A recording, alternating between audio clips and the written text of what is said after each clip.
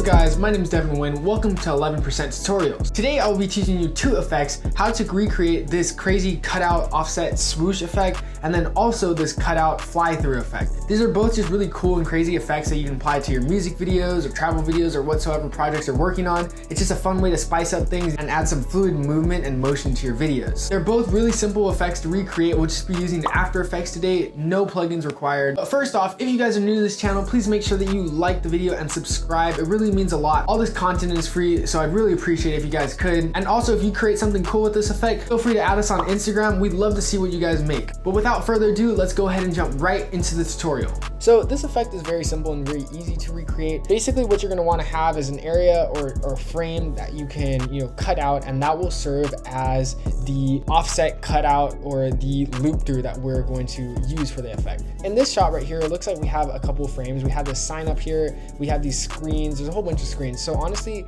a couple of things can work right here. What I'm going to go with is the screen. I'm going to take the screen and the sign up here on the top as well. What you're basically going to do first is we're going to have to rotoscope. But before we rotoscope, of course, duplicate this layer so that we have a back layer, and then you can just turn off the visibility on that. Now come to this top layer right here, double click, and then it will take you into rotoscoping over here.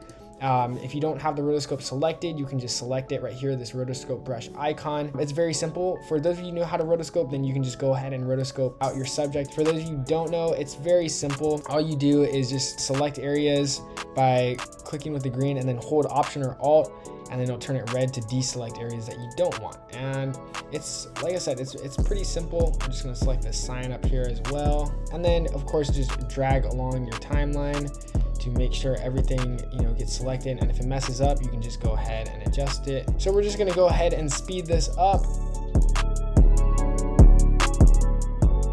Perfect. So now that we have everything pretty much rotoscoped out, I just have a very rough cut here. It's not to perfection, so of course you can make sure that yours is perfect and highly cut out. The first thing that we're going to do is we are actually going to duplicate this rotoscope layer before we freeze it. So hit Command D on this layer, and then what we're going to do over here is we are going to come to this top one and hit Invert Background Layers. Now we are going to freeze this, and this freezing will take a minute, so we'll go ahead and speed this up as well. So now basically what this does, we can come back to our regular composition to watch everything.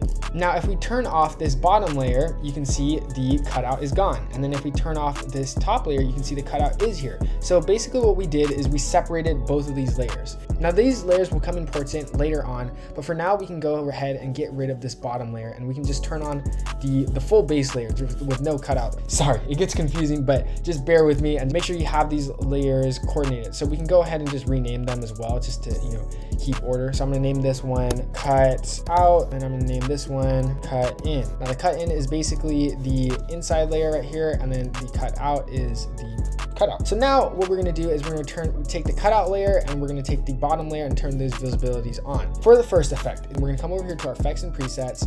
We're going to take an offset effect, of course, and then we are also going to take a directional blur effect, and we're going to apply both of these to our bottom layer right here. Now we're going to come over here to our effects. We're going to hit the drop down on the bottom layer, the drop down on the offset, and this is where we are going to start animating some stuff. Then what we're going to do is we're going to hit a keyframe on the shift to center. We're going to come like a few keyframes forward, and then we are going to just drag this. So now this is where comes a preference. You can drag it up and down, or you can drag it left and right. It depends on your footage and depends, how your footage looks, of course. I'm gonna drag left to right. So I'm just gonna take it to like an extremely high value, to like -4,000. Enter.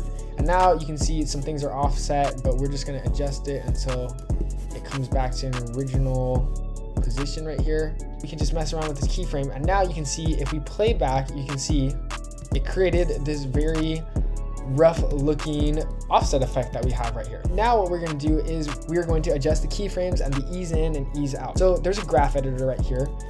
We can click these keyframes and click the graph editor, and it will show you the keyframe.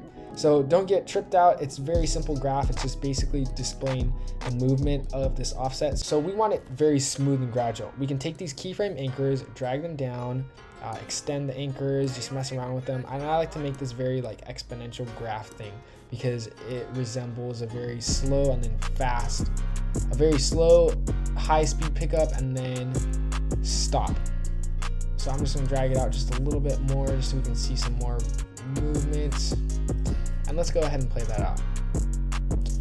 Perfect. That honestly looks pretty great. So now we have our offset footage. Next thing that we're gonna wanna do, of course, is add some motion blur because everything is just very still and it just, doesn't look that realistic. We're gonna come over here to the center of the keyframe.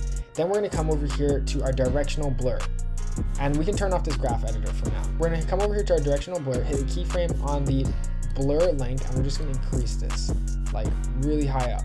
Now you can see our directional blur is going up and down. So this is where it comes to adjust the direction. I want it going horizontal, so I'm just going to change this to 90 degrees, and now you can see we have some blur going horizontally.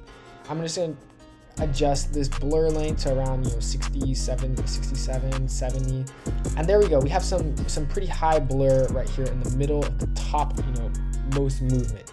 Then we're going to come to the very ends and turn this down to 0. And same with the other end of the offset keyframe to 0 over here.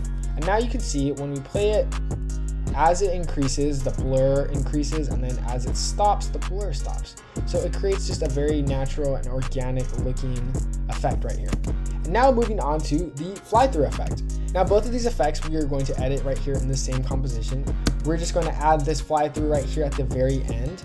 Just very same effect. To first start with this effect, we're going to come over here and click on the cutout effect, the top layer effect right here. What we're going to do is we are going to hit Command-Shift-D, split this layer right here. You're going to split it right where the effect you want the effect to start. So I want this effect to start right here, and I want the shot to fly through the stage, and we're just going to fly through like an infinite loop zoom-ish pretty much. So what we're going to do is we are going to first turn this into a 3D object. Hit the 3D object icon right here. You're going to see this 3D object rotation, and pretty much basically what happened is we turned the cutout effect into a 3D object. So if we rotate on the y-axis, you'll be able to see that it is now a crazy looking 3D object that we made here. So let's just revert this back. This is where the fun animation part comes in. Obviously looking right here, the stage is the center of the screen. And what we're gonna wanna basically do is just have this screen come at us, and it's gonna, just come rotate at us. So we can hit the drop down on the cutout, we can hit the drop down on the transform, and then we can come over here to our position. And we're going to hit a keyframe at the very beginning, right here, this position, and then this is where all the effects will come into play. We're also going to keyframe all the X, Y, and Z rotations just for future reference at the very beginning, just so we have a basic starting point. Now we are going to animate it. Come like a few frames forward, right where you want the zoom through to end, and then we are going to increase the Z position. And this Z position pretty much just acts as scale. So we're gonna increase this Z all the way out. We're also gonna adjust the Z rotation as well, just so that there's some rotation to it. And then we're just going to increase the Z all the way out to where we can't see it anymore. And right where the effect ends, we can hit Command-Shift-D again, once again, and delete the end part so that there's just no extra animation coming back. Also to note, the edges of this roto brush right here are just looking very pretty trash right here. It's very pixelated and just, messy. What you can do to fix this is you can come over here and adjust your feathering right here, but you'd have to unfreeze the roto brushing right now. But you'd have to unfreeze the roto brush to do so. For just the sake of rendering, we're just gonna leave that alone, but that is an option you can do to get rid of this pixelated edge. Also take note that I'm viewing this in third quality just to decrease the rendering time as well. So now we have this nice looking fly through frame effect.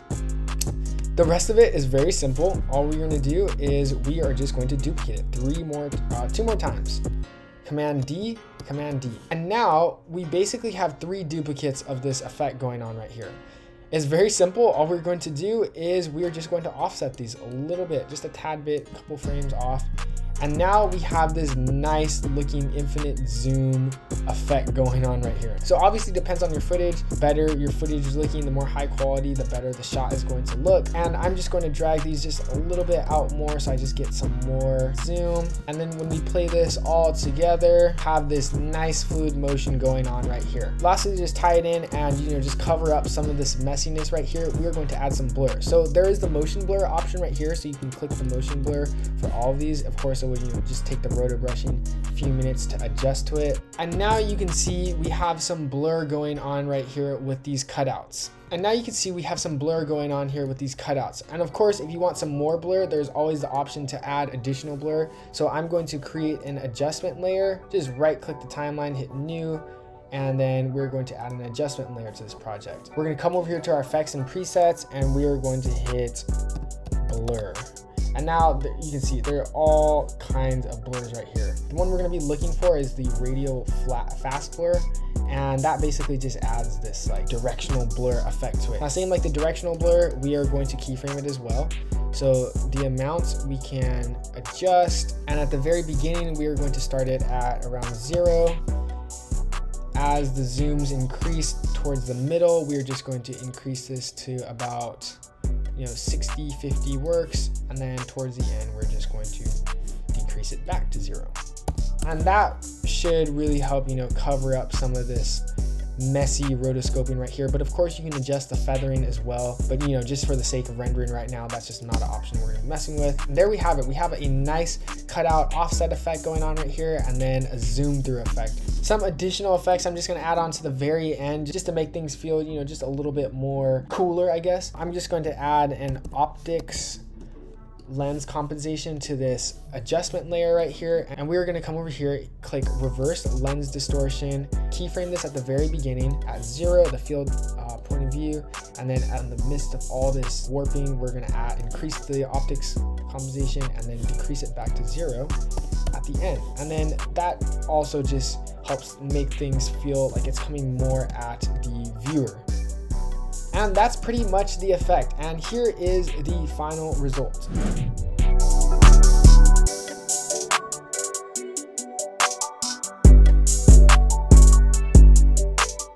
If you guys made it to the end of the video, thank you so much for watching. I hope at the end of this, you can walk away with an effect that you can use for your future projects or music videos or whatsoever. Show us what you got. Add us on Instagram at 11%prod. Once again, remember to like and subscribe if you haven't yet, and turn on the notification bell for future updates on tutorials like this. Also, remember to leave a comment down below for any suggestions or ideas that you'd like to see from us in the future. Thank you so much for watching, and we'll see you guys in the next video. Peace.